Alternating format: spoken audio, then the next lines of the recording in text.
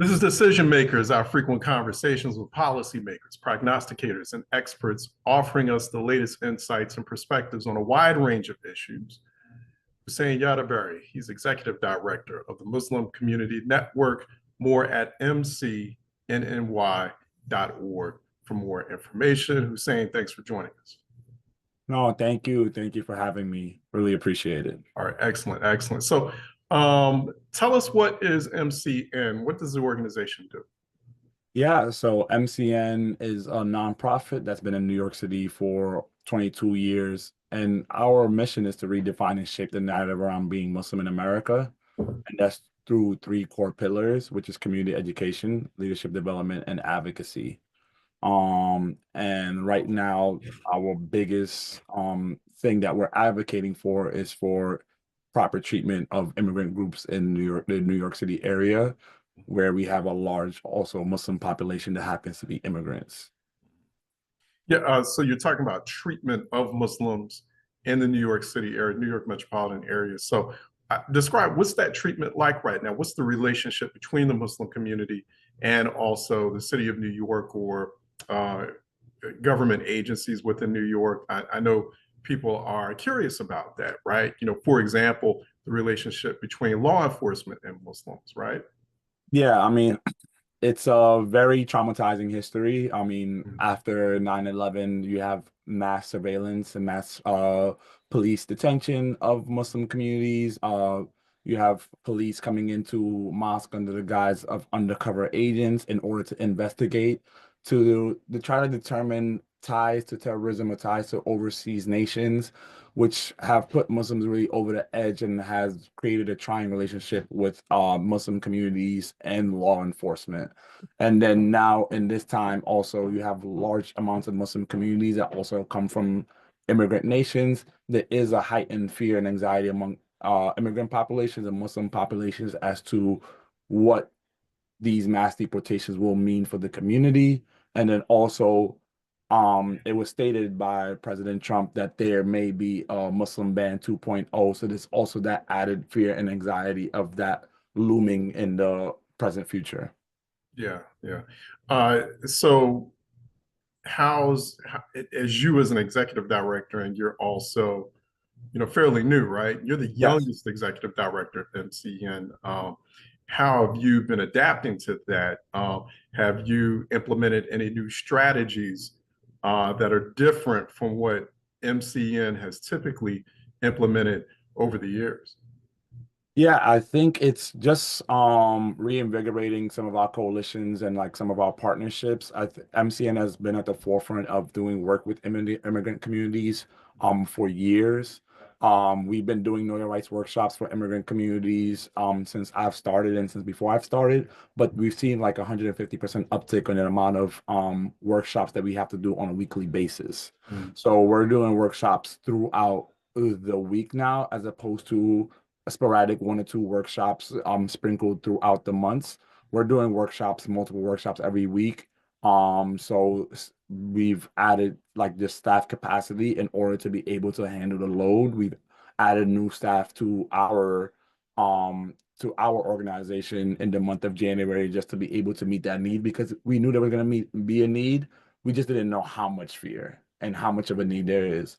We're booked up in Know Your Rights workshops up to the beginning of March.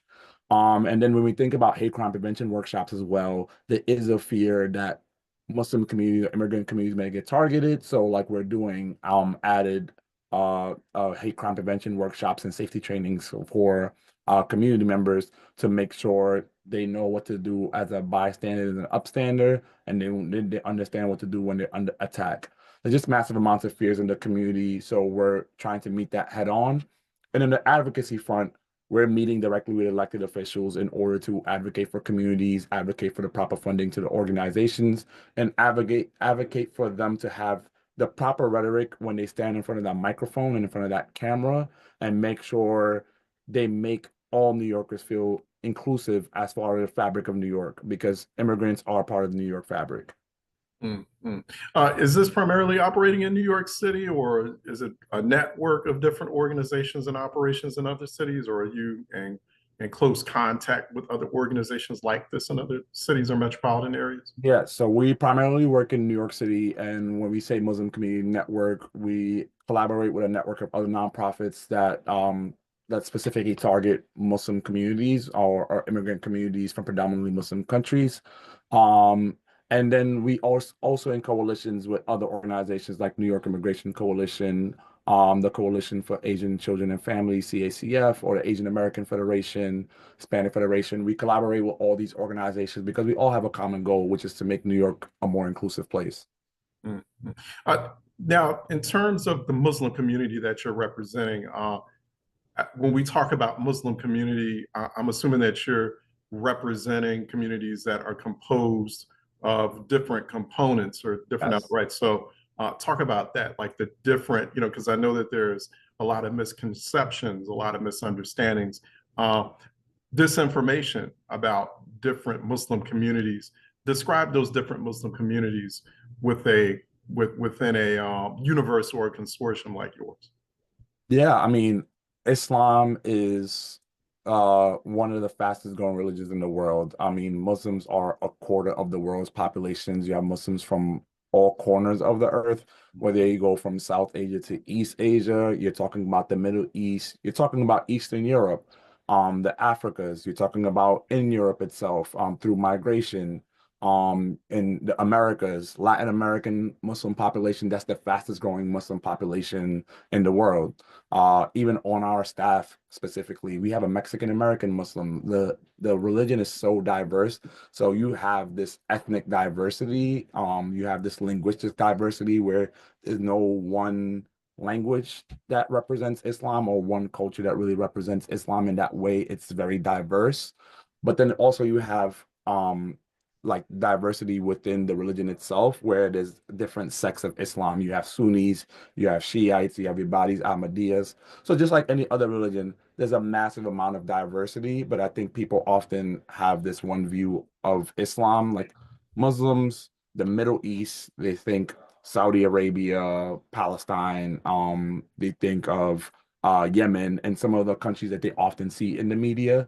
But it's such a diverse, it just is a diverse community. And like there's you can't pinpoint it or put it in a box or try to put any stereotypes on it, which often people do. Yeah, give us some background, if you will, or some more background on the founding of this organization. What prompted it? We know it goes back to the tragedy, a very destructive tragedy event that was 9/11 back in 2001. Your organization was founded in 2003. So give us a little bit more background on the decision that led to the founding of MCN. Yeah, the founders of MCN founded it simply because there was fear in the community due to a lot of persecution by community members at that time period. For people that may remember, cab drivers were getting attacked, whether they were Muslim or not, but simply because they were brown, they were perceived to be Muslim. Actually, a member of the Sikh community was one of the first people to be killed in a hate attack, after post 9/11. And he wore a turban. He had a long beard. He was perceived to be Muslim, and he was attacked and killed. And he was actually a member of the Sikh community. He wasn't even Muslim at all, which shouldn't even matter. But the perpetrator of that act didn't even know how to discern between the different religions. So religious diversity education is such an important thing for community members to have because people have obviously these stereotypes and misconceptions that are spewed online and in traditional media, and that's just what pushes the narrative to the regular people. So that's why MCN was founded, was to push back and redefine that narrative, to put uh, a depiction out there that's an accurate depiction of what Muslims are, show the diversity of the Muslim community, and show the peacefulness of the Muslim community. Bad actors in any community should not paint the entire community, but in America, that was allowed to happen post 9/11. The bad act of 9/11, there were people who were Muslim in name and faith that perpetrated a horrifying attack. And that painted the whole billion plus Muslims across the world as people who want to promote hate and fear monger and people that want to promote violence when that's not the case. You have I think about 2 billion Muslims now in the world. If Yeah. that was the case, the world would be in chaos if 25% of the planet decide violence was the solution to all problems. How successful has that approach been, particularly education of the general public in a place like New York City, of exactly who Muslims are, the community, the difference between Muslims and other religions, other ethnic communities. What's that education process been like? How successful has that approach worked? So when you talk about the success of it, I think the success of it has been in waves. There's ebbs and flows, and that's simply due to just current contexts and global matters.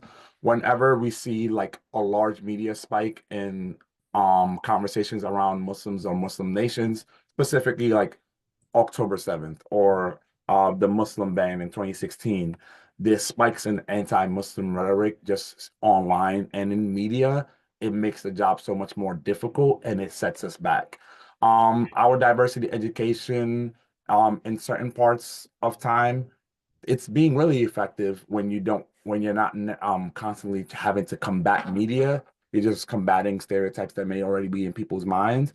But once people have stereotypes already and the media is reinforcing that, you're hitting a roadblock over and over.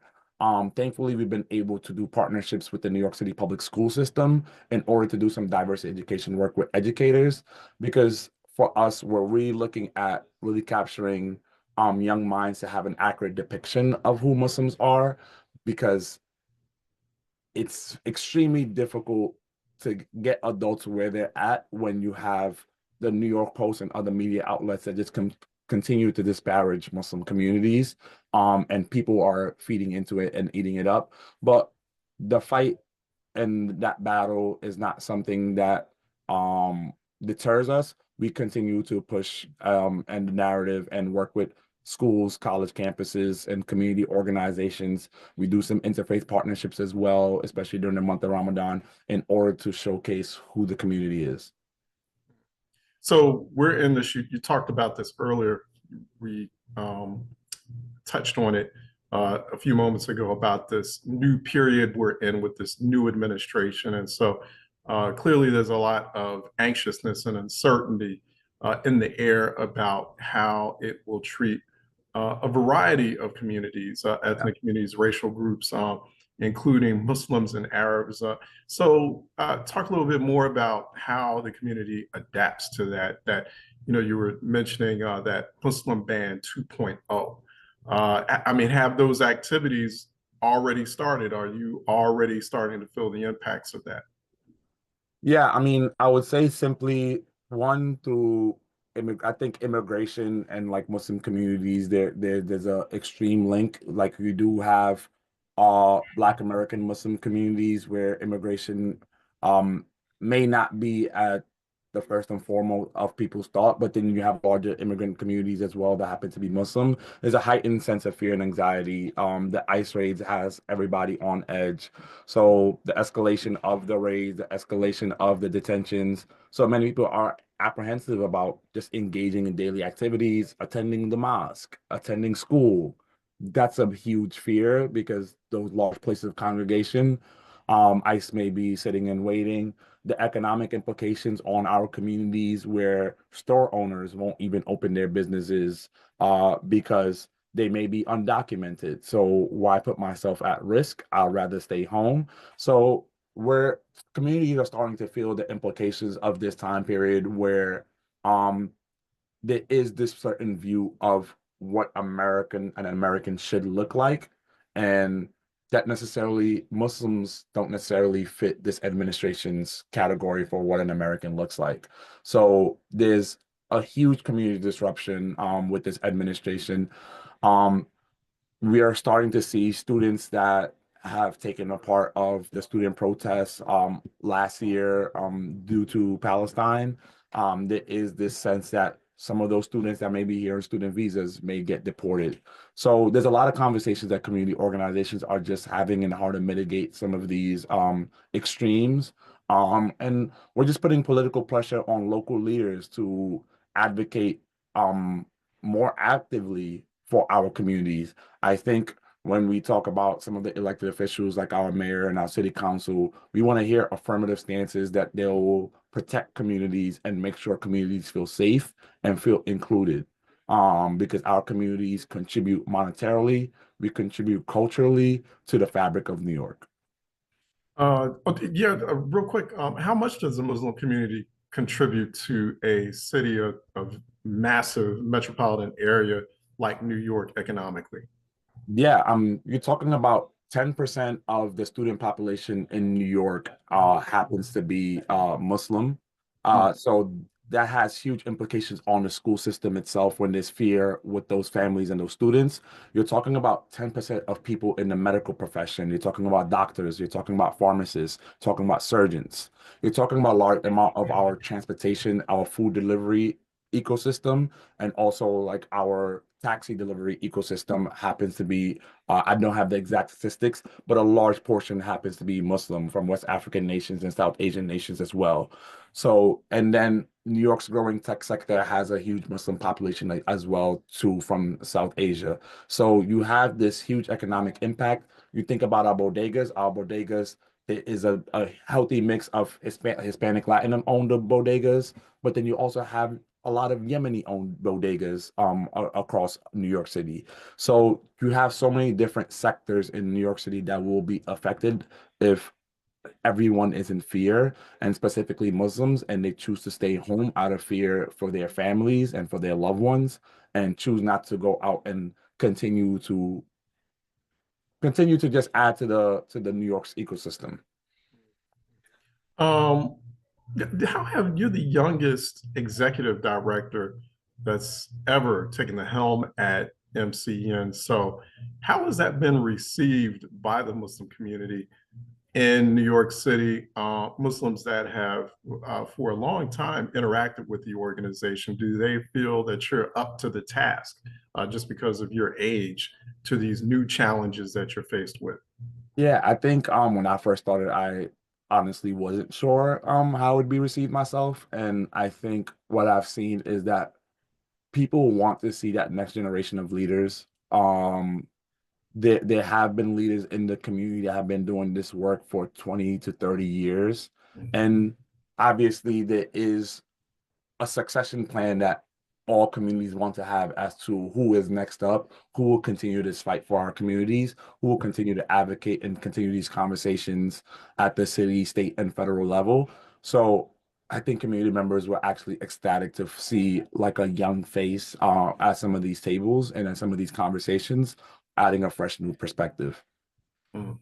So I have to ask, Husein, last year, as I'm sure you're well aware, there was this big debate and conversation over the situation unfolding in Gaza, and many in the Muslim community were blaming the Biden administration and presidential candidate Kamala Harris, Democratic presidential candidate Kamala Harris, for that situation. So many Harris supporters called that false equivalency between her and then candidate Donald Trump, because the Biden administration did ultimately craft the ceasefire that's currently in place now. Now, over a month later, President Trump wants all Gazans relocated and for the strip to be overtaken by American troops. So, how is the Muslim community facing that reality? How are they reflecting on what happened in 2024?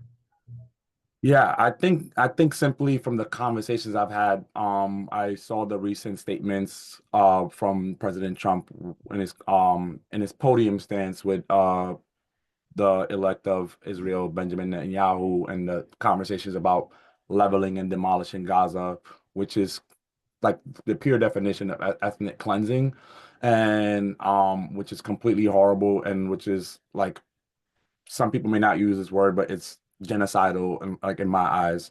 But when we think about the 2024 and what happened through the election cycle, I can't speak to every single Muslim because there were many Muslims that also voted for Kamala Harris, and I'm sure if you look at the statistics, more Muslims voted for Kamala Harris than sat out from the election. I think from what I gained from that time period, many Muslims just felt like they weren't being listened to and weren't being heard.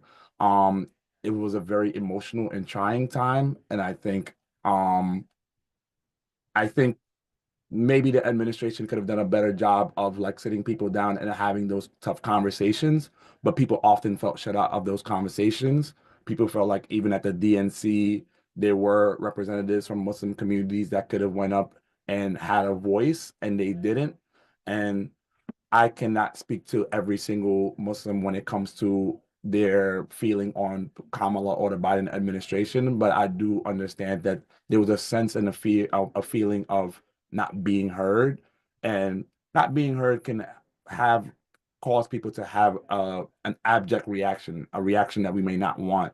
I think that's for people in the Democratic Party and just across all party lines to just gauge, because I think it wasn't just Muslim communities that had that feeling. I think we saw in this election there was a lot of communities that felt like they weren't being heard, and we saw a response that I may not have wanted that response to be from all these communities, from but that was a sense of communities across America, and it was really disheartening for me that this ended up being the result, that we have Trump in power. I think now it's really time to just build power, build coalition.